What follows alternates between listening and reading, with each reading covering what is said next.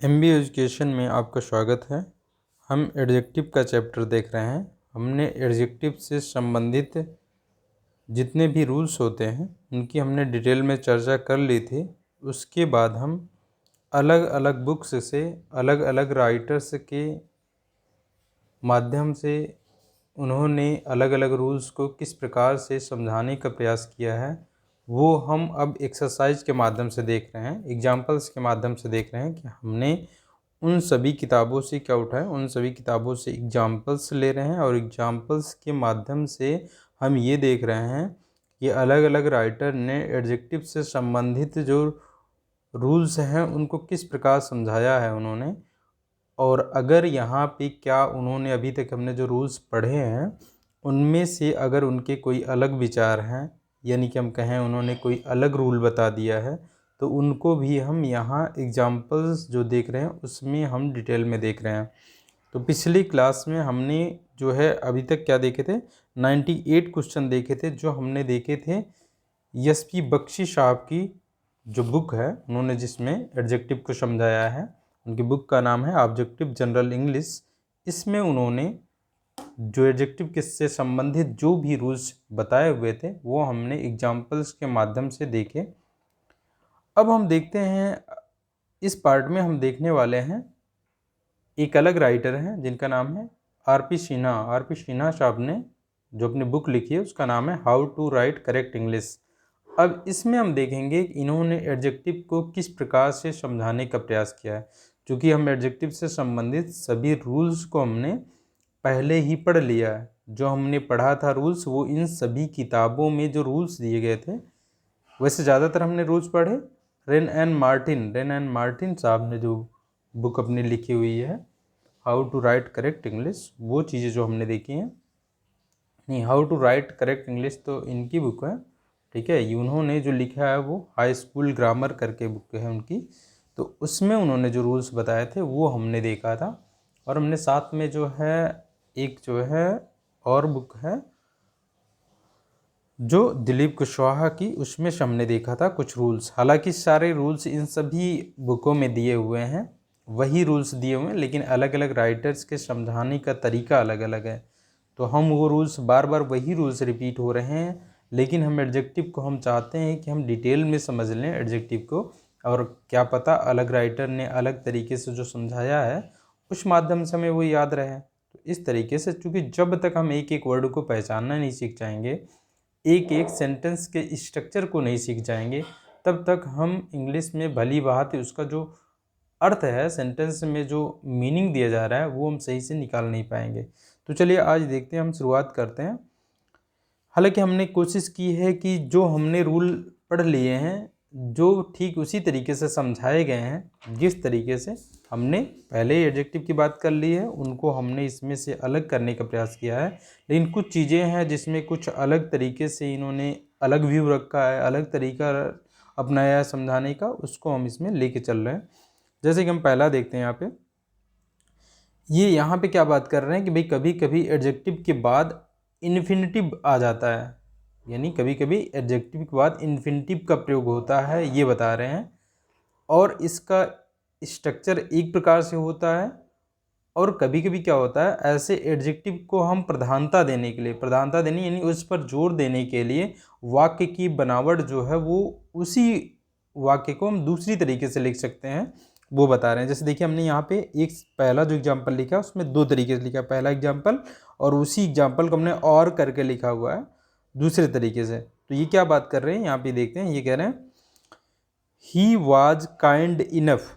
तो देखिए यहाँ पे क्या है, ही है जो कि प्रोनाउन है, इसके हिसाब से वर्ब लगी हमारी जो कि एक इंट्रांजिटिव वर्ब है। इसके बाद काइंड, काइंड जो है ये काइंड का मतलब हो गया दयालु, ठीक है। यहाँ पे काइंड का मतलब प्रकार ना होकर के दयालु है। दयालु को बताया जा रहा है, मतलब जो ये एक क्वालिटी है किसके अंदर है, जो ही के अंदर है, यानी वह काइंड था, वह काइंड था। और इनफ कह रहा है पर्याप्त काइंड था, यानी काइंड के बारे में बता रहा है कितना काइंड था, यानी काफ़ी काइंड था या पर्याप्त काइंड था हम कह लें। तो ये तो एडवर्ब हो गया, पहले ये सोचिए ये एडवर्ब हो गया। ही वॉज काइंड इनफ, तो काइंड हमारा एडजेक्टिव हो गया और एडजेक्टिव की मात्रा को बता रहा है इनफ, तो ये हो गया एडवर्ब। अब आगे ये बात कर रहे जो अभी कह रहे थे कि इसके बाद यानी एडजेक्टिव के बाद हमारा इन्फिनिटिव आ जाता है। मतलब अब काइंड था तो काइंड यानी वो दयालु था, जो पर्याप्त दयालु था, तो ये दयालु किस लिए था, मतलब ऐसा क्या कार्य किया था उसने जिसमें दया वाला भाव दिखाया गया है, तो ये वाला गुण दिखाई दिया, तो वो चीज़ इन्फिनिटिव के माध्यम से आगे लाई गई। देखिए टू हेल्प मी, इन्फिनिटिव के माध्यम से हम क्या करते हैं, इन्फिनिटिव के माध्यम से हम एक उद्देश्य दर्शा सकते हैं। उद्देश्य मतलब कि क्या चीज़ किया गया था यहाँ पे, किस पर्पज़ के लिए ये दिखाया जा रहा है। तो देख क्या हो गया यहाँ पे, टू हेल्प मी यानी ही वॉज काइंड इनफ, यानी वह काफ़ी दयालु था मेरी हेल्प करने के लिए, यानी उसने मेरी हेल्प की थी, इसलिए हम कह रहे हैं कि भाई वह काफ़ी दयालु था कि उसने मेरी हेल्प की थी। यहाँ सेंस ये है कि मेरी हेल्प करने के लिए वो काफ़ी दयालु था। तो देखिए ये क्या हो गया, ये पर्पज को दिखाया। और हेल्प यहाँ पर देखिए ये ट्रांजिटिव वर्ब है। हम जानते हैं एक ही क्लास में अगर हम एक दूसरी वर्ब ले आते हैं, पहली तो फाइनाइट वर्ब होगी, फाइनाइट वर्ब में ट्रांजिटिव या इनट्रांजिटिव दोनों हो सकती है, ये इनट्रांजिटिव थी। इसी सेंटेंस में एक और वर्ब लाना चाहते थे हेल्प, तो हम जब तक या तो इन्फिनिटिव रूप में लाएं या हम जीरंड रूप में लाएं। इन्फिनिटिव रूप है कि वर्ब का फर्स्ट फॉर्म के पहले टू लगाएं, तो हमने इन्फिनिटिव रूप में लाया। और जो यहाँ ट्रांजिटिव जो हमारी ये इन्फिनिटिव वर्ब है, ये इसे हम नॉन फाइनाइट वर्ब कहेंगे। नॉन फाइनाइट वर्ब में जो वर्ब प्रयोग की गई है वो भी हमारी ट्रांजिटिव या इनट्रांजिटिव हो सकती है, इसकी हमने डिटेल में चर्चा की है। तो ये ट्रांजिटिव वर्ब है, जिसको ऑब्जेक्ट चाहिए, तो इसको ऑब्जेक्ट हमने देखिए दिया यहाँ पे मी, तो ये इसका ऑब्जेक्ट है। तो हमने देखा क्या यहाँ पे कि भाई जो इन्होंने बताया उसकी बात कर लेते हैं। इन्होंने कहा है कि एडजेक्टिव के बाद इन्फिनिटिव आ जाता है, तो यहाँ पे हमारा देखिए ये पूरा इन्फिनिटिव है। अब ये इन्फिनिटिव में आप ये कंफ्यूज नहीं होना, केवल इतना इन्फिनिटिव है। अब आप इन्फिनिटिव का पार्ट इसे भी मानेंगे, क्योंकि ये इन्फिनिटिव में जो वर्ब प्रयोग हुई है उसी का ऑब्जेक्ट है। यानी यहाँ हेल्प करना नहीं हुआ, हेल्प करना मेरी हेल्प करना, यानी मेरी हेल्प करना। और हमारा इन्फिनिटिव जो है वो उद्देश्य को भी दर्शा सकता है, यानी मेरी हेल्प करने के लिए, ऐसे हम पढ़ेंगे, मेरी हेल्प करने के लिए वह पर्याप्त दयालु था, यानी इतना दया का भाव उसके अंदर था, इतना दया आती थी उसको कि वो मेरी हेल्प कर सकता था। कहने का मतलब यहाँ है कि मुझे इतना यकीन था कि वो मेरी हेल्प कर सकता है, तब ये सेंटेंस बोला गया। मतलब उस लड़के को जो भी है ही के माध्यम से दर्शाया जा रहा है, उसे इतना यकीन था कि वॉज काइंड इनफ, यानी वह इतना तो दयालु है, पर्याप्त दयालु है मेरी हेल्प करने के लिए, यानी मेरी हेल्प कर देगा, इतना उसका विश्वास था, तब ये सेंटेंस बोला गया। अब इसी सेंटेंस को अलग तरीके से लिखा जा सकता है। वो कैसे लिखा जाए, देखिए it is kind of him. यहाँ पे देखेंगे इट इज, इट से शुरुआत की गई, इट से शुरुआत की। अच्छा यहाँ पे आप देखेंगे ज़्यादातर हमारे जो सेंटेंस बनते हैं जिसमें जो हम इनट्रांजिटिव वर्ब का प्रयोग करते हैं, जो इनट्रांजिटिव वर्ब होती है, हम वर्ब पढ़ेंगे तो वहाँ पे देखेंगे इनट्रांजिटिव वर्ब को हम स्टैटिव वर्ब में रखते हैं। स्टैटिव वर्ब से क्या होता है, देखिए स्टैटिव वर्ब जो हमारी है इसमें क्या होगा, देखिए स्टैटिव वर्ब में कोई भी एक्शन नहीं दर्शाया जाता है, कोई क्रिया नहीं दर्शाई जाती है। हम वर्ब पढ़ेंगे तब वहाँ पे इनको ध्यान समझ पाएंगे। तो जो हमारी हम कह रहे हैं जिसमें एक्शन नहीं दर्शाया जा रहा है, तो एक्शन नहीं दर्शा, चूँकि वर्ब में क्या होता है, वर्ब एक ऐसा वर्ड है जो एक्शन को दर्शाता है, और सब्जेक्ट के स्थान पे आने वाला व्यक्ति उस वर्ब में जो एक्शन दर्शाया जा रहा था वो कर रहा होता है। यहाँ हम कह रहे हैं ये वर्ब जो हमारी ये स्टैटिव वर्ब है, तो यहाँ तो कोई एक्शन होगा ही नहीं।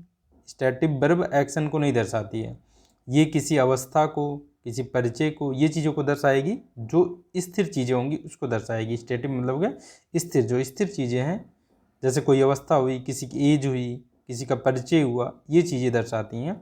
तो अगर ये दर्शाएंगी तो वहाँ पे एक्शन की बात ही नहीं है। तो सब्जेक्ट के स्थान पे जो व्यक्ति होगा वो यहाँ पे कार्य, जो व्यक्ति, अवस्था, जो भी चीज़ होगी, यानी सब्जेक्ट जो होगा यहाँ पे वो कार्य नहीं कर रहा होता।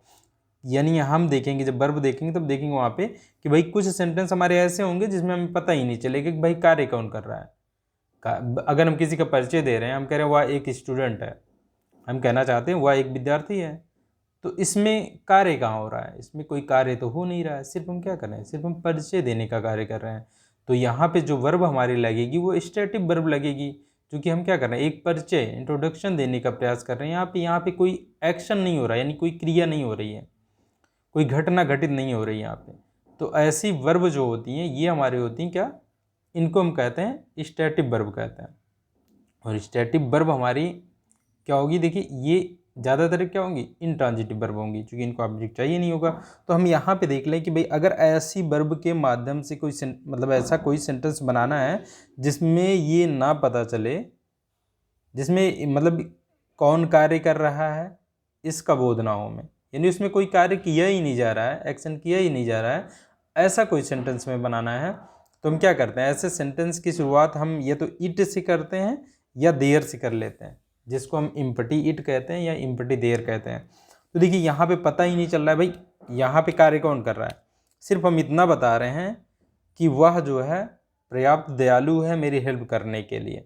यहाँ पे ना वो हेल्प कर रहा है, ना ही ये व्यक्ति जो बता रहा है, ये व्यक्ति केवल इतना बता रहा है कि भाई कि वह पर्याप्त दयालु मेरी हेल्प करने के लिए। यहाँ पे एक्शन हो ही नहीं रही कोई, यहाँ पे आप ये समझ सकते हैं दयालु था यहाँ पे, ठीक है, पास्ट इंडेफिनिट टेंस प्रयोग हुआ है। तो हम ऐसा सेंटेंस में अब इसको बना सकते हैं, क्योंकि यहाँ पे कोई एक्शन तो हो नहीं रहा है, यहाँ कोई एक्शन हो नहीं रहा है, तो यहाँ पे हम क्या करेंगे, यहाँ पे हम इसको इट से बना सकते हैं। इट से बनाने के लिए देखिए यहाँ क्या प्रयोग किया जा रहा है, इट इज। इट के हिसाब से अगर हम प्रेजेंट में बनाना चाहते हैं तो इट इज लगाएंगे हम।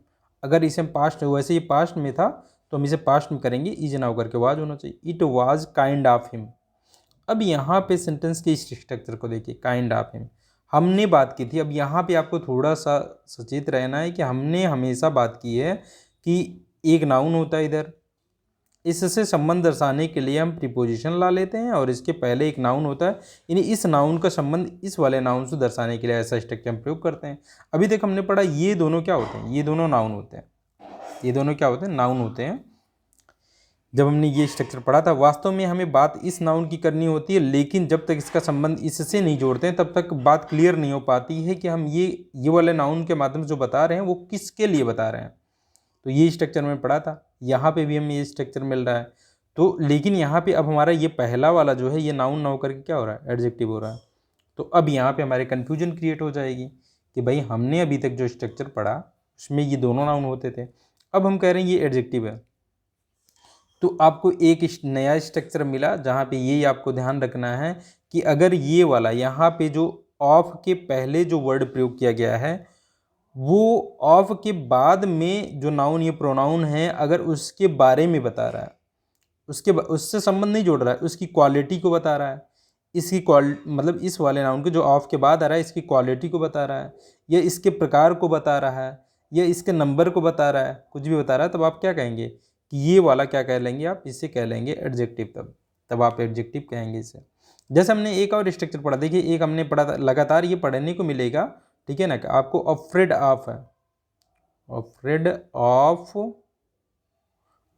डॉग्स। यहाँ देखिए कुत्तों से भयभीत, जैसे हम कहें कुत्तों से भयभीत, यानी कुत्तों का भय कह लीजिए आप, कुत्तों से भयभीत कह लीजिए। तो ठीक है, हमेशा आप का मतलब का ही नहीं होता है हिंदी में, जो भी हिंदी में जो उचित प्रतीत होता है, जैसे हम कहें कुत्तों से भयभीत यहाँ कहेंगे, ना कि का कहेंगे। तो आप इस बात का ध्यान रखेंगे यहाँ पे। तो अब देखिए क्या होगा कि कुछ हमारे ये एडजेक्टिव जो है, अब ये एडजेक्टिव हो गया क्योंकि ये कुत्तों के भय को दिखा रहा है, कुत्ते से भयभीत कुत्तों के डर को दिखा रहा है। तो ये क्या है, देखिए ये क्वालिटी को दिखा रहा है, यानी इस नाउन के से क्या है, इस चीज़ का क्वालिटी दिखा रहा है, तब क्या हो जाएगा, ये एडजेक्टिव हो जाएगा। तो ये स्ट्रक्चर भी हमें ध्यान रखना होगा कि भाई प्रीपोजिशन के बाद जो नाउन आ रहा है उसकी क्वालिटी बताने का अगर कार्य किया या उसकी कोई भी विशेषता बताने का प्रयास किया जा रहा है इस वर्ड के माध्यम से, आपके पहले जो प्रयोग होता है ये एक एडजेक्टिव होगा। आप ऐसा भी समझ सकते हैं कि देखिए हम जानते हैं कि नाउन के पहले, हालांकि ये आप ऐसा कहना उचित तो नहीं होगा, लेकिन आप ये देखिए ये ऑफ, चूंकि प्रीपोजिशन ये दोनों मिलकर के एडजेक्टिव का कार्य करने लगे, क्योंकि प्रीपोजिशन भी निश्चित रहता है, ऐसे एडजेक्टिव के बाद कौन सा प्रीपोजिशन लगेगा ये भी निश्चित रहता है, यानी हर एडजेक्टिव एक अलग प्रकार के प्रीपोजिशन को ले सकता है। इसीलिए हम प्रीपोजिशन को भी जब पढ़ते हैं तो वहाँ भी ध्यान देते हैं। प्रीपोजिशन आप यहीं से ध्यान रख सकते हैं, कुछ वर्ब ऐसी हैं जो अलग अलग प्रीपोजिशन लेती हैं, अपने बाद एक प्रीपोजिशन लेंगी। अगर वो अपने बाद प्रीपोजिशन ले रही हैं, डायरेक्ट ऑब्जेक्ट मतलब वर्ब किसी नाउन या प्रोनाउन को नहीं ले रही हैं, तो क्या वो इंट्रांजिटिव वर्ब है। इंट्रांजिटिव वर्ब अपने बाद क्या होगी, एक प्रीपोजिशन लेती है। तो ऐसे ही प्रीपोजिशन से संबंधित जो क्वेश्चन पूछे जाते हैं ऐसे ही पूछे जाते हैं। तो यहाँ पे हमने जाना क्या कि ये हमारा ये स्ट्रक्चर में अब हमारा क्या हो सकता है, एडजेक्टिव भी आ सकता है इस स्ट्रक्चर में। तो यहाँ हो गया इट वाज, होगा it was kind of him.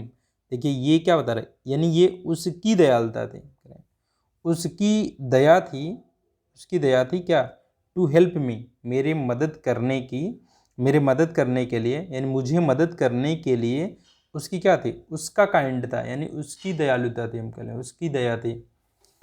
ठीक है, ये चीज़ हो गई। अब ये इट का यहाँ मतलब नहीं होता है, यहाँ पे कोई इसे इम्पटी इट कहते हैं। तो यहाँ पे हमारा सब्जेक्ट क्या है, सब्जेक्ट हमारा इसके बाद आने वाला, इट के बाद आने वाला होता है, और सब्जेक्ट हमारा क्या हो गया, ये ऑफ, ऑफ हो गया यहाँ पे। ठीक है, यानी it is kind of him हम कह लेंगे, यानी यह उसकी क्या थी, यह उसकी दया थी, टू हेल्प मी, हेल्प करने। तो ये सेंटेंस का अर्थ वही रहेगा और इसका स्ट्रक्चर इस तरीके से बदल सकता है, ये इन्होंने यहाँ पे बताया हुआ है। अगला सेंटेंस देख लेते हैं इसी प्रकार का, ही इज़ फुलिश। तो देखिए ये फुलिश मतलब हो गया मूर्ख, हम कह लें मूर्खता कह लें, यहाँ मूर्खता। ठीक है, यहाँ पे मूर्खता, ही इज फुलिश, यानी वह, हम कह लें यह वह मूर्ख था, टू से सो, टू से, देखिए टू से मतलब हो गया कहना, क्योंकि हम जानते हैं कि इन्फिनिटिव के माध्यम से इन्फिनिटिव को एक नाउन की तरह ट्रीट किया जाता है। अगर वर्ब से हम नाउन का काम लेना चाहते हैं तो उसे या तो हम इन्फिनिटिव रूप रख लें या जिरंड रूप रख लें। तो इन्फिनिटिव रूप हमने रखा टू से, टू से, और उसको ना ने नी करके पड़े, यानी कहना, कहना, कहना के बाद यहाँ सो लगा दिया, तो ऐसा कहना हो गया, यानी ऐसा कहना। ये वर्ब के बारे में बता रहा है, इसे आप एडवर्ब कह सकते हैं, भाई ये वर्ब ही है ना, वर्ब बता रहे कहना, कैसा कहना, ऐसा कहना, तो एडवर्ब हो गया। तो टू से सो यानी ऐसा कहना या इस प्रकार कहना, कह लीजिए क्या है, मूर्खता है। ही इज फुलिश यानी वह मूर्ख है, वह मूर्ख है, टू से सो। अब यहाँ पे आप इसको उद्देश्य के रूप में लेंगे कि भाई ऐसा कहने के लिए, कह लीजिए ऐसा कहने के लिए क्या है, वह मूर्ख है, मतलब उसे ऐसा नहीं कहना चाहिए, तो उसने जो ऐसा कहा ये क्या है, इससे ये प्रतीत होता है वो मूर्ख है।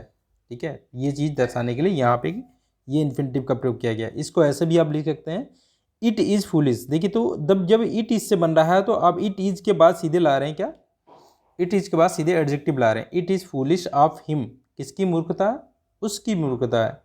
तो यानी it is foolish of him यानी उसकी मूर्खता है, टू से सो, ऐसा कहने की। तो ये इन्होंने बताया कि भाई आप इसको अगर किसी कभी कभी एडजेक्टिव के बाद अगर इन्फिनिटिव आता है तो उसे आप दूसरे रूप में कैसे लिख सकते हैं, इट इज के रूप में आप मतलब इट के माध्यम से बना सकते हैं, और ऑफ लगा करके जिसकी वो विशेषता है उसको रख सकते हैं आप। और प्रीपोजिशन लग गया है, इसलिए प्रीपोजिशन के बाद ऑब्जेक्टिव केस लगता है, इसलिए प्रोनाउन का ऑब्जेक्टिव केस यहाँ लगा है, यहाँ भी लगा है।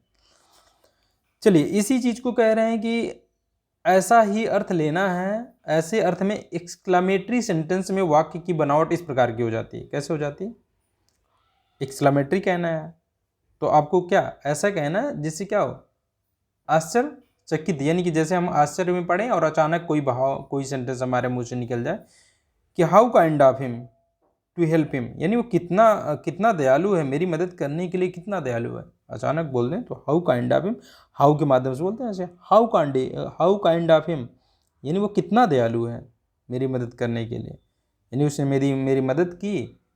ठीक है, वो मेरी मदद की, मैंने उम्मीद भी नहीं की, अगर मैंने उम्मीद नहीं की थी कि वो मेरी मदद करेगा और उसने मदद कर दी, तब हम ये सेंटेंस बोलेंगे, यानी कि वो कितना दयालु है। ऐसे ही मैंने उम्मीद नहीं की थी वो ऐसा कहेगा, लेकिन वो उसने ऐसा मूर्खतापूर्ण बात कर दी और अचानक अब हमारे मुंह से क्या निकलेगा, हाउ फुलिश ऑफ हिम, यानी वो कितना मूर्ख है ऐसा कहने के लिए, यानी ऐसा कहने के लिए वो कितना मूर्ख है, यानी उसे ऐसा नहीं कहना चाहिए था। तो ये सेंटेंस ऐसे बन जाएंगे। तो हाउ लगा देंगे आप, बस यही देखिए इस यहाँ पे हाउ काइंड ऑफ हिम, क्योंकि यहाँ पे वर्ब का प्रयोग नहीं किया जाता, जो फाइनाइट वर्ब जिसे हम कहते हैं उसका प्रयोग नहीं किया जाता है ऐसे सेंटेंस बोलने के लिए, एक्सक्लामेटरी सेंटेंस बोलने के लिए। यहाँ आप देखिए फाइनाइट वर्ब कहीं नहीं मिल रही, ये हो गई जो कि नॉन फाइनाइट वर्ब है, जो कि इन्फिनिटिव के रूप में है, यहाँ में फाइनाइट वर्ब का प्रयोग नहीं करते हैं हम एक्सक्लेमेटरी सेंटेंस बोलने में ज़्यादातर। तो हमने ये जाना जो इन्होंने कुछ अलग तरीके से बताया हुआ था। अब हम देखते हैं क्या सबसे महत्वपूर्ण चीज़ है, हमने एडजेक्टिव में क्या क्या पढ़ा था। एडजेक्टिव में हमने डिग्री ऑफ एडजेक्टिव पढ़ा। डिग्री ऑफ एडजेक्टिव से संबंधित ही सबसे ज़्यादा क्वेश्चन एग्जाम में पूछे जाते हैं। तो डिग्री ऑफ एडजेक्टिव में हमने पढ़ा एडजेक्टिव की 3 डिग्रियाँ होती हैं। उन 3 डिग्रियों में एक होता है पॉजिटिव डिग्री, जो कि एडजेक्टिव का जो सामान्य रूप है उसी को हम पॉजिटिव डिग्री कहते हैं। और हम जानते हैं ज़्यादातर एडजेक्टिव क्या है, एडजेक्टिव क्या करते हैं, किसी भी व्यक्ति, वस्तु या स्थान के क्वालिटी को बताते हैं। मेन चीज़ हम क्वालिटी ले रहे हैं, लेकिन हमने प्रकार पढ़ा, जब प्रकार पढ़ा 13 प्रकार पढ़े। 13 प्रकार में से क्या है, 13 प्रकार में से अलग अलग मतलब नाउन के बारे में अलग अलग चीज़ें बताते हैं, इसलिए उनका नाम क्या होता है, अलग अलग प्रकार के एडजेक्टिव होते हैं। तो ये समझ लीजिए कि अब हम पॉजिटिव डिग्री का जो एडजेक्टिव है, उसके बाद दूसरा है कंपैरेटिव डिग्री का। कंपैरेटिव का नाउन रूप है कंपैरिजन। कंपैरिजन मतलब ये होता है तुलना। तो तुलना करने के लिए ही जो एडजेक्टिव की डिग्रियां हैं वो प्रयोग की जाती हैं। ऐसे अगली डिग्री है सुपरलेटिव डिग्री। तो ये 3 प्रकार की डिग्रियां हैं जिनके माध्यम से हम 2 या 2 से अधिक नाउन्स या प्रोनाउंस के बीच में क्या कर सकते हैं, तुलना कर सकते हैं। तुलना किस चीज़ को लेकर करेंगे, एडजेक्टिव एक क्वालिटी बताता है, एक प्रकार बताता है। तो जितने प्रकार के एडजेक्टिव हैं वो नाउन के बारे में कुछ ना कुछ जानकारी दे रहे होते हैं। जो जानकारी दे रहे हैं यानी नाउन या प्रोनाउन की जो क्वालिटी बता रहे हैं, वो क्वालिटी एक व्यक्ति के अंदर कितनी है, दूसरे व्यक्ति के अंदर कितनी है, इन दोनों चीज़ों को लेकर के, उसी क्वालिटी को लेकर के दोनों के बीच में तुलना होती है। दोनों के बीच में तुलना होती है भाई, एक व्यक्ति की या एक वस्तु की किसी दूसरे व्यक्ति या वस्तु से तुलना हो सकती है, या एक व्यक्ति की पूरा एक ग्रुप हो उससे तुलना हो सकती है। तो इस प्रकार से जब तुलना की जाती है तो कौन कौन से स्ट्रक्चर यानी वाक्य की जो संरचना होती है वो कैसी होती है, हमें ये जानने की ज़रूरत है। और जब हमारे ये 3 प्रकार की डिग्रियाँ निकल के आ जाती हैं, positive degree, comparative degree and superlative degree, ये कैसे बनती हैं और अगर इनके माध्यम से हमें तुलना करनी है तो कब हम कंपैरेटिव डिग्री प्रयोग करते हैं, कब हम सुपरलेटिव डिग्री प्रयोग करते हैं, ये चीज़ें हमें पता होनी चाहिए। तो चलिए हम ये देखते हैं, ठीक है। हालांकि हमने सब देख रखा है, लेकिन एक बार यहाँ पे हम सारे स्ट्रक्चर को एक क्रमबद्ध तरीके से देख लेते हैं और हमें इन कंपैरेटिव डिग्री मतलब ये जो एडजेक्टिव की डिग्री है इनसे संबंधित सबसे ज़्यादा एग्जाम में क्वेश्चन एडजेक्टिव से यहीं से पूछे जाते हैं, तो हमें ये जानने की ज़रूरत है। चलिए हम देख लेते हैं कि पहली चीज़ होती है कंपैरिजन। क्या करते हैं हम, पहले पॉजिटिव डिग्री की बात करते हैं। तो पॉजिटिव डिग्री में क्या है, पॉजिटिव डिग्री में पहली चीज़ है, पॉजिटिव डिग्री के माध्यम से हम क्या करते हैं, तुलना। अगर हम पॉजिटिव सेंटेंस बना रहे हैं, सेंटेंस देख, पॉजिटिव डिग्री बात कर रहे हैं, दूसरा पॉजिटिव सेंटेंस की बात कर रहे हैं। पॉजिटिव डिग्री का मतलब है एडजेक्टिव की पॉजिटिव डिग्री, पॉजिटिव सेंटेंस का मतलब है सकारात्मक सेंटेंस हम करें, यानी वाक्य सकारात्मक वाक्य, यानी नेगेटिव नहीं होगा सेंटेंस। अगर हम सेंटेंस पॉजिटिव बना रहे हैं और एडजेक्टिव जो है वो है हमारे पॉजिटिव डिग्री का एडजेक्टिव है, तो इससे हम तुलना नहीं कर सकते। इससे क्या दिखा सकते हैं हम, केवल हम 2 नाउन या 2 प्रोनाउन के बीच में क्या दिखा सकते हैं, सिर्फ इक्वालिटी दिखा सकते हैं। इसलिए इसको क्या कहेंगे हम, इसको हम कहेंगे कंपैरिजन ऑफ इक्वालिटी। क्या कहेंगे, क्योंकि दोनों को हम दोनों के बीच में क्या दिखाएंगे, समानता दिखा सकते हैं। हम दोनों के बीच में इनइक्वालिटी नहीं दिखा सकते, दोनों को उस गुण को लेकर के दोनों को समान दिखा सकते हैं। इसलिए इसको क्या कहते हैं, पॉजिटिव डिग्री का एडजेक्टिव प्रयोग कर रहे हैं हम तुलना करने के लिए, कंपैरिजन करने के लिए। और क्या है, सेंटेंस को भी पॉजिटिव बना रहे हैं, तब हम क्या कहेंगे, ये कंपैरिजन जो होगा वो इक्वालिटी को लेकर के होगा, यानी दोनों नाउन या प्रोनाउन के बीच में हम सिर्फ और सिर्फ समानता दिखा पाएंगे, इक्वालिटी दिखा पाएंगे, असमानता नहीं दिखा पाएंगे। असमानता कहने का मतलब, समानता दिखाने का मतलब है कि वो गुण दोनों में क्या है, समान मात्रा में, ऐसे दिखा पाएंगे वो दोनों गुण। मतलब अब यहाँ एक के अंदर वो गुण अधिक, दूसरे के अंदर वो कम, ये नहीं दिखा पाएंगे, यानी हम इक्वालिटी नहीं दिखा पाएंगे। तो इस बात का ध्यान रखना है। सेंटेंस पॉजिटिव होगा तब, पॉजिटिव डिग्री की बात पहले कर रहे हैं। जैसे सेंटेंस देख लें, हाँ, और सेंटेंस का स्ट्रक्चर जरूर याद रखना है। जिस नाउन या प्रोनाउन की आप तुलना करने जा रहे हैं उसको पहले रखना है, उसके बाद जिससे तुलना करने जा रहे हैं उसे आप लास्ट में रखेंगे, इस बात का ध्यान रखना है। और दूसरी बात, अब इसको पहले आपने रख लिया तो इसके बाद आप सब्जेक्ट इसी के अनुसार लगाएंगे। जैसे दिस बॉय हो गया, जहाँ पे बॉय नाउन हो गया, दिस हमारा डिमॉन्स्ट्रेटिव एडजेक्टिव हो गया, तो ये बॉय सब्जेक्ट हमारा बन गया दिस बॉय, जो कि सिंगुलर है, इज लगाया हमने। आप लगाएंगे यहाँ पे इसके अनुसार वर्ब लगा लिया आपने। उसके बाद तुलना करने के लिए आप क्या लगाएंगे, जब इक्वालिटी आपको दिखानी है, जब इक्वालिटी दिखानी है तो हमेशा एज कंजंक्शन, मतलब ये जो लगाएंगे एज लगाएंगे। एज के बाद आप क्या रखेंगे, एडजेक्टिव की पॉजिटिव डिग्री रखेंगे। देखिए टॉल रखा हमने, फिर अब रखेंगे, फिर आप एज रखेंगे, यानी एज के बाद एडजेक्टिव रखेंगे, फिर एज रखेंगे। उसके बाद जिससे आपको समानता दिखानी है वो रखेंगे। जैसे हम यहाँ दैट ही क्यों रख रहे हैं, देखिए हमने दैट जो रखा है ये प्रोनाउन है यहाँ पे, जबकि दिस यहाँ पे एडजेक्टिव था, डेमोन्स्ट्रेटिव एडजेक्टिव था। हम क्या करेंगे, यहाँ प्रोनाउन से काम चला सकते हैं। हम यहाँ क्या, इन दोनों की जगह क्या है, चूँकि हम नाउन को रिपीट नहीं करते हैं, नाउन को रिपीट नहीं करते हैं, तो हम क्या करेंगे, प्रोनाउन का प्रयोग करेंगे उसकी जगह पे। और ऐसा प्रोनाउन लाएंगे जो क्या करेगा, जो नाउन को भी, यानी एडजेक्टिव और जो नाउन है दोनों को रिप्लेस कर सकता है। तो भाई यहाँ पे दैट लगा लेंगे हम, चूँकि हम कह रहे हैं कि यह लड़का जितना लंबा है जितना वह, तो इससे सेंस बन जा रहा है कि वह मतलब वह लड़का, तो ये चीज़ हो गई। तो इस तरीके से स्ट्रक्चर आपको याद रखना है कि वह नाउन पहले होगा जिसकी तुलना करना चाहते हैं, उसके बाद वर्ब रहेगी, उसके बाद एज रहेगा, उसके बाद पॉजिटिव डिग्री का एडजेक्टिव रहेगा, फिर एज रहेगा, फिर जिससे तुलना करनी वो रहेगा। तो ये स्ट्रक्चर में ध्यान रखना है। अब हमने कहा कि क्या, देखिए अगर हम नाउन और पॉजेसिव, देखिए ये तो था डिमॉन्स्ट्रेटिव एडजेक्टिव और नाउन को रिप्लेस करने की बात, तो आप क्या करेंगे, यहाँ पे डिमॉन्स्ट्रेटिव प्रोनाउन से रिप्लेस करेंगे। अगर आपको पॉजेसिव एडजेक्टिव मिल जाए, पॉजेसिव एडजेक्टिव और नाउन मिल जाए, तो आप उसे रिप्लेस करेंगे क्या, पॉजेसिव प्रोनाउन से, ना कि भाई यहाँ नाउन हमारा रिपीट नहीं होना चाहिए। नाउन जो हमारा पेन है रिपीट नहीं होना चाहिए। हम दो तुलना करना चाहते हैं, मेरी पेन और तुम्हारी पेन, इनके बीच में तुलना करना चाहते हैं, पेन दोनों जगह नहीं आनी चाहिए। तो ये जो माई पेन है, इन दोनों को हमें, मतलब कि यहाँ पे हमें योर पेन को रिप्लेस कर लेंगे हम, क्योंकि पेन नहीं आना चाहिए तो हम इसे पॉजेसिव प्रोनाउन से रिप्लेस कर लेते हैं। ये बात का ध्यान रखना है।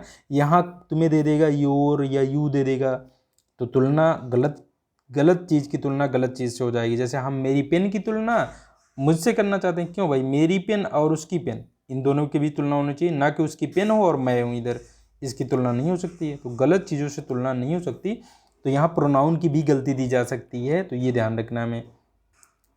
तो माई पेन इज एज चीप, देखिए वही स्ट्रक्चर बना, मेरी पेन जितनी सस्ती है जितनी उसकी पेन, हम कह रहे हैं जितनी उसकी, तो ये सेंस यहाँ आ गया। तो इस बात का ध्यान रखना। अगला सेंटेंस देखते हैं।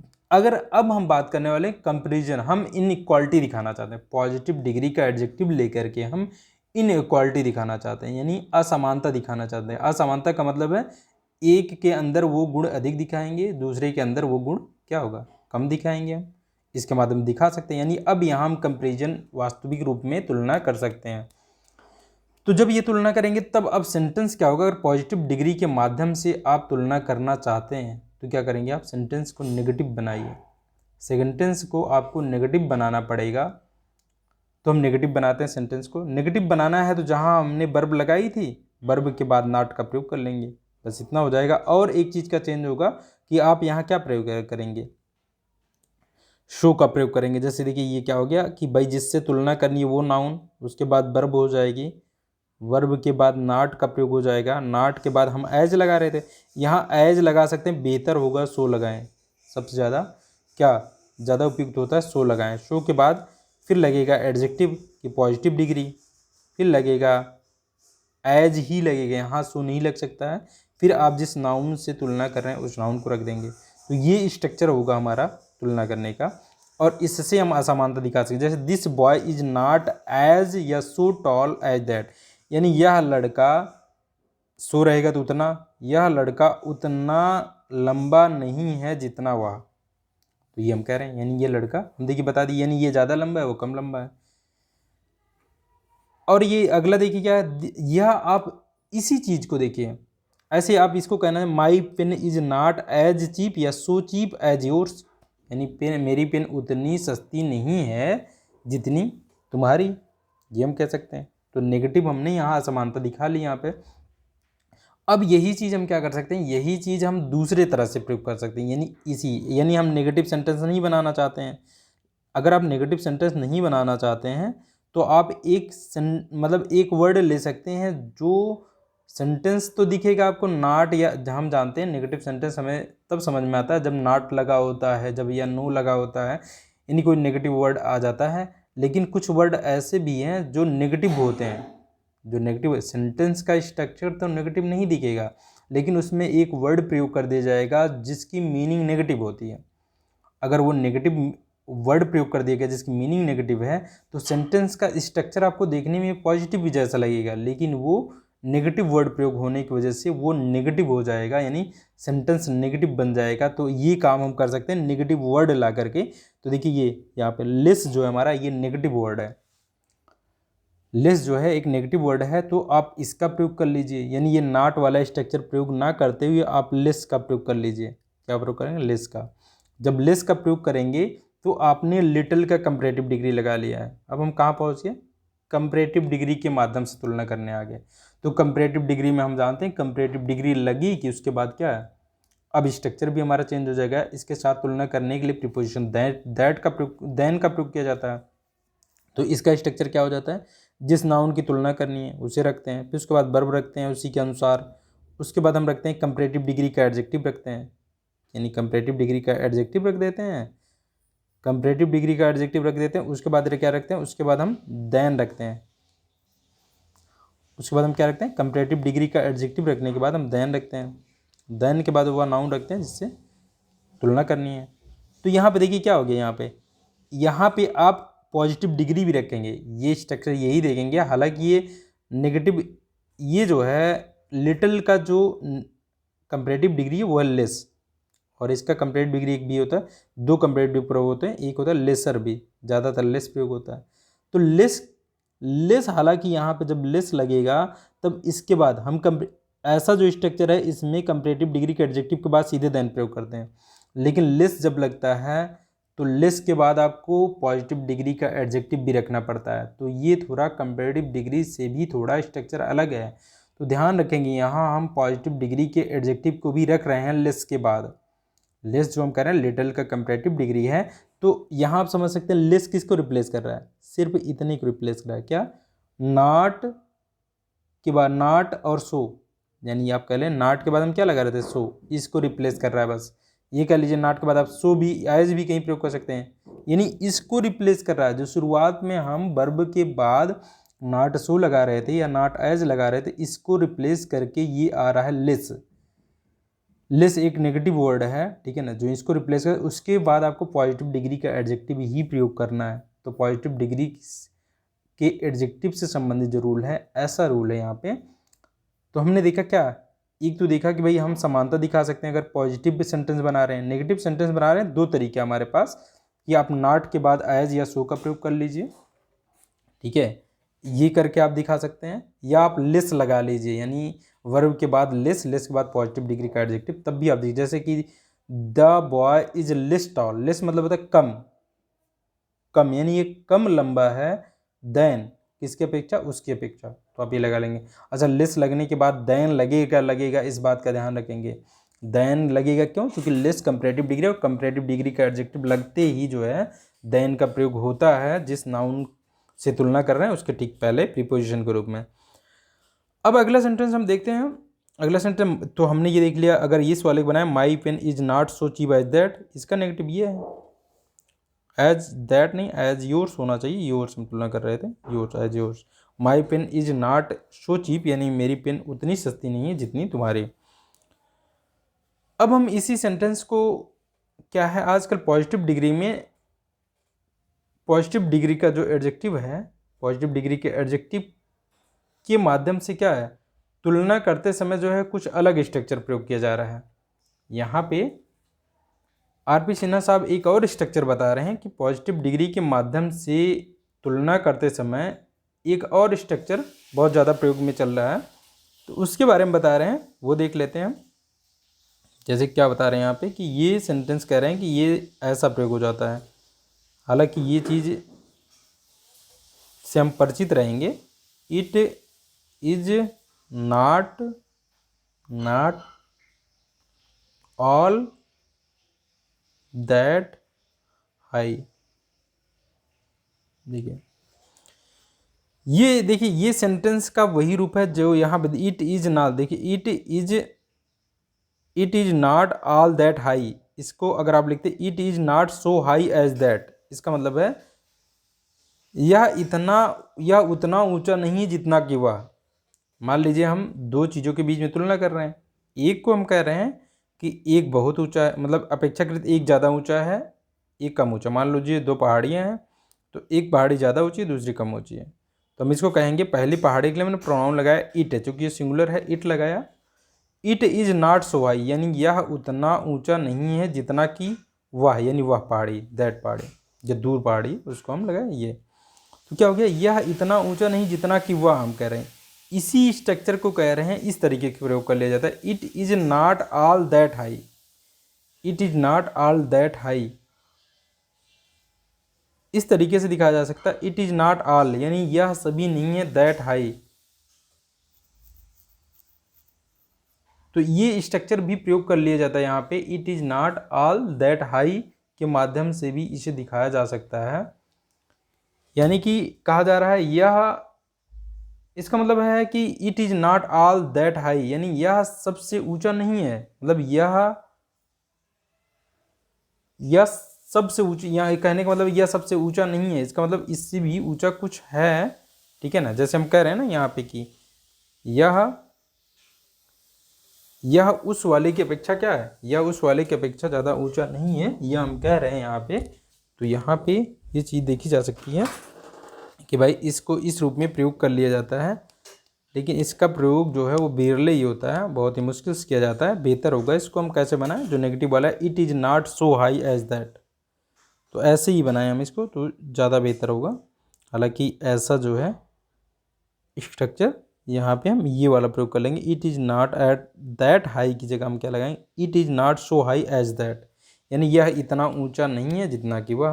अब यहाँ देखिए इसका अगर मतलब निकालना चाहें तो it is not all that high, इसका मतलब यह इट इज़ नॉट ऑल यानी यह उसके जैसा ऊंचा में सबसे, मतलब यह सबसे ऊंचा नहीं है, ये सेंस यहाँ पे आ रहा है। तो कुल मिला के वही हो रहा है, तो ये स्ट्रक्चर भी यहाँ पे प्रयोग हो सकता है। फिलहाल हमें तीन स्ट्रक्चर पे ध्यान रखना है। एक स्ट्रक्चर ये जो इक्वालिटी दिखाता है, दूसरा ये इनइक्वालिटी अगर हम तुलना करना चाहते हैं पॉजिटिव डिग्री के माध्यम से, तो ये दो स्ट्रक्चर याद रखने हैं हमें कि एक लेस वाला और एक नॉट और सो, ये जो प्रयोग होता है ये वाला। अगली बात हम करते हैं कि भाई यहाँ पे हम देख रहे हैं, यहाँ पे अभी हर जगह क्या है, हर जगह यहाँ नाउन भी आ जा रहा था, देखिए नाउन भी आ रहा था, यहाँ पे हर जगह नाउन आ रहा था, इस जगह नाउन आ रहा था, इस तरफ जिसकी तुलना कर रहे थे हम नाउन की जगह प्रोनाउन लगाना पड़ेगा, क्योंकि नाउन रिपीट नहीं हो सकता। यहाँ भी देखिए नाउन था, यहाँ प्रोनाउन लगाना पड़ा हमें, यहाँ नाउन था, यहाँ प्रोनाउन लगाना पड़ा, यहाँ भी नाउन है, देखिए पॉजिटिव एडजेक्टिव के साथ नाउन है, तो यहाँ हमें प्रोनाउन लगाना पड़ रहा है। अभी तक हमने जितने एग्जाम्पल देखे इनमें सब में क्या था, नाउन का प्रयोग हो रहा था। अब यहाँ पे हम आते हैं पर्सनल प्रोनाउन, क्योंकि पर्सनल प्रोनाउन से भी जुड़ा हुआ रूल इसमें शामिल है, तो हम वो देख लेते हैं पर्सनल प्रोनाउन से संबंधित क्या रूल है इसमें, कि भाई यही तुलना करेंगे हम, ठीक है ना। और यहाँ पर्सनल प्रोनाउन से संबंधित जो है रूल हम देख लेते हैं। और हमने यहाँ देख लिया है कि एक चीज़ और देख लिया हमने यहाँ पे कि जैसे ही कंपैरिजन होगा, यानी कि कंपैरेटिव डिग्री लगाई जाएगी तो उसके साथ देन आएगा, इस बात का ध्यान रखेंगे। चलिए देखते हैं यहाँ पे, जैसे ये सेंटेंस है I like you more than he.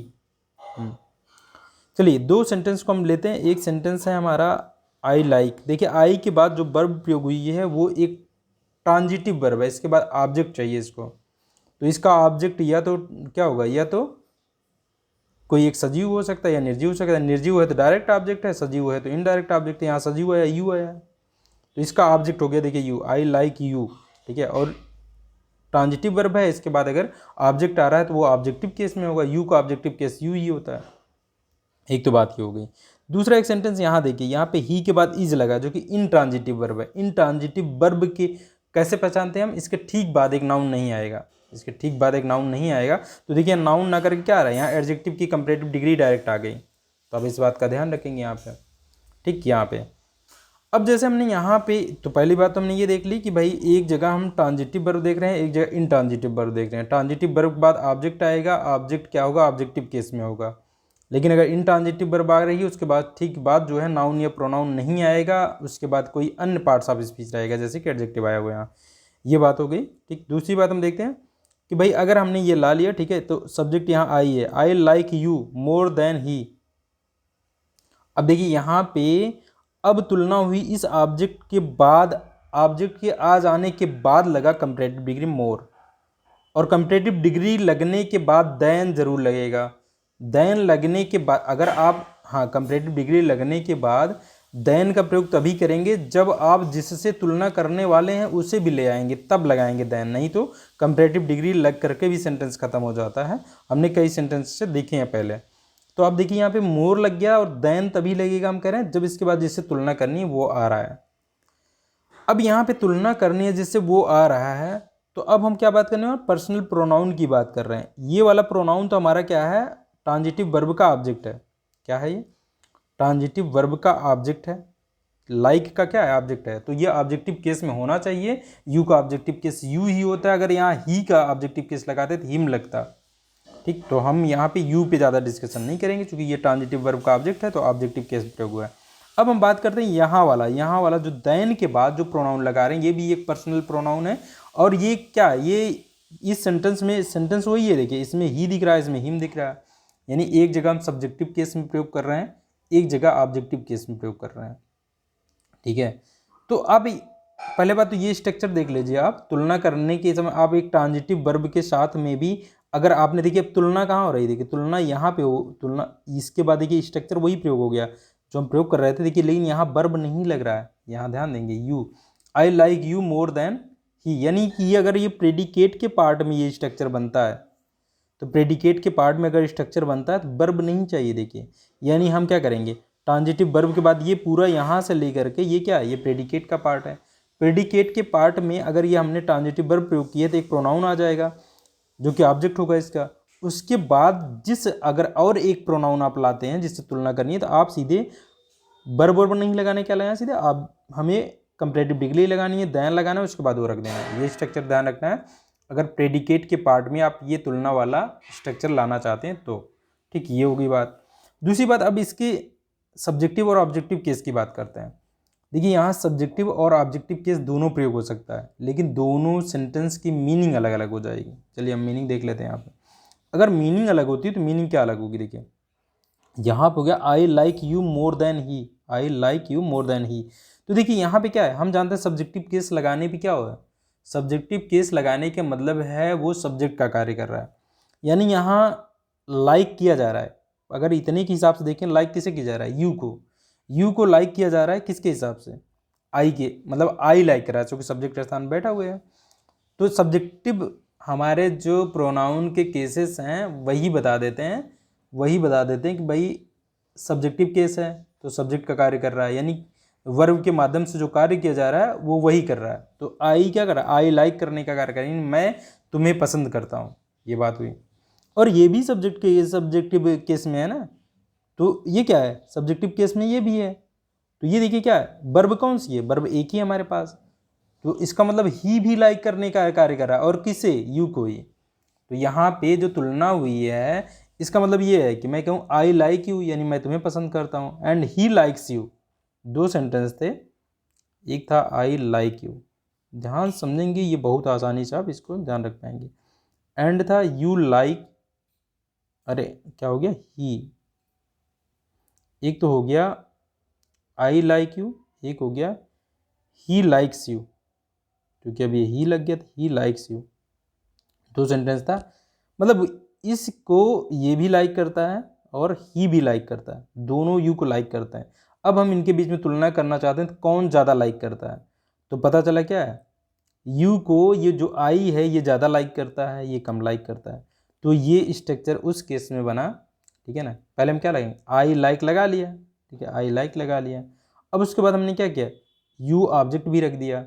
अब उसके बाद कंपैरेटिव डिग्री प्रयोग किया, मोर देन ही, तो ही का मतलब ही लाइक्स हो जाएगा। इसका मतलब ही लाइक्स जो है, इसकी वर्ब जो है यहाँ पे वो छोड़ दी गई कि मतलब मैं तुम्हें पसंद करता हूँ, वो जितना पसंद करता है उससे अधिक है। इसका मतलब आई ज़्यादा लाइक करता है यू को, ही कम लाइक करता है। अगले सेंटेंस में यही सेंटेंस का मीनिंग क्या हो जाएगा कि यू यानी आई ही यू को लाइक करता है, चूंकि ऑब्जेक्टिव केस में ये भी है तो आई ही को भी लाइक करता है। यानी अब यहाँ देखिए ऑब्जेक्टिव केस बता रहा है कि दोनों को लाइक किया जा रहा है। अब दोनों के लाइक करने में तुलना, जैसे ये दो सेंटेंस थे, आई लाइक यू, और दूसरा था आई लाइक